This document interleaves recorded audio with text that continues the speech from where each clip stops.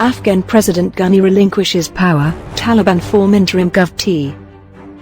Afghan President Ashraf Ghani relinquished power as Taliban fighters entered Kabul on Sunday and sought the unconditional surrender of the central government. The country's Interior Minister Abdul Sattar Mirzakwal said there would be a peaceful transfer of power to a transitional government. Peaceful transfer of power, he said in a recorded speech. The safety of the city is guaranteed, there will be no attack on the city, and the agreement is such that the transition of power will take place in a peaceful manner. Shortly before, Taliban spokesperson Zabihullah Mujahid told the BBC he could confirm there were talks with the presidential palace about a peaceful takeover of power. The head of the High Council for National Reconciliation, HCNR, Abdullah Abdullah, was organizing them. Defense Minister Bismillah Khan Mohammadi also said in a video address published on Facebook that he, as a representative of the armed forces, guaranteed Kabul's security.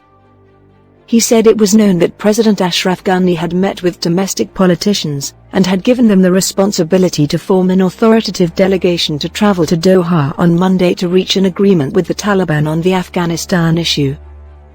I assure all of you that Kabul's security will be maintained until an agreement is reached, Mohammadi said, as Deutsche Presseagentur, DPA reported.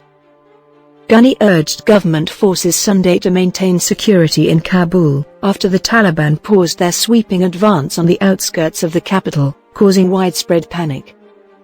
It is our responsibility and we will do it in the best possible manner. Anyone who thinks about chaos, plunder or looting will be tackled with force, he said in a video released to media. On Saturday, Ghani vowed to prevent further bloodshed, as Taliban fighters closed in on Kabul after routing his armed forces over the past 10 days.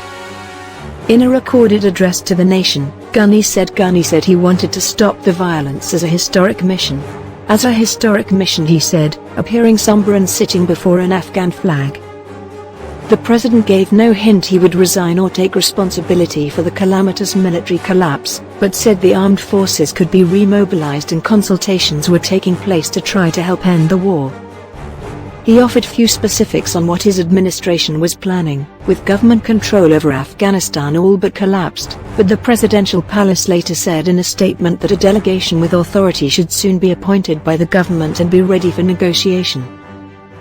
Earlier on Sunday, Taliban fighters entered the outskirts of the Afghan capital after promising not to take it by force, but the uncertainty panicked workers who fled government offices as helicopters landed at the U.S. Embassy. 3 Afghan officials told that the Taliban were in the districts of Kalagan, Karabag and Bagman in the capital. In a nationwide offensive that has taken just over a week, the Taliban has defeated, co-opted or sent Afghan security forces fleeing from wide swaths of the country, even though they had some air support from the U.S. military. The lightning speed of the push has shocked many and raised questions about why Afghan forces crumbled despite years of U.S. training and billions of dollars spent. Just days ago, an American military assessment estimated it would be a month before the capital would come under insurgent pressure. Taliban spokesperson Suhail Shaheen told Qatar's Al Jazeera that the insurgents are awaiting a peaceful transfer of Kabul city. He declined to offer specifics on any possible negotiations between his forces and the government. But when pressed on what kind of agreement the Taliban wanted, Shaheen acknowledged that they were seeking an unconditional surrender by the central government. Taliban negotiators headed to the presidential palace Sunday to discuss the transfer, said an Afghan official who spoke on condition of anonymity for fear of reprisals. It remained unclear when that transfer would take place. The negotiators on the government side included former President Hamid Karzai and Abdullah, an official said. Abdullah long has been a vocal critic of Ghani, who long refused to give up power to secure a deal with the Taliban. However, a voice message circulating on social media purportedly from a Taliban commander also warned, no one is allowed to enter into Kabul province. Civilians fearing that the Taliban could reimpose the kind of brutal rule that all but eliminated women's rights rushed to leave the country, lining up at cash machines to withdraw their life savings. The Taliban said that women will be allowed to leave their homes unaccompanied, wear the hijab and their rights will be respected. They underlined that under a new policy, women will be granted access to education and allowed to work. Despite the pledges, panic set in as many rushed to leave the country through the Kabul airport, the last route out of the country, as the Taliban now hold every border crossing.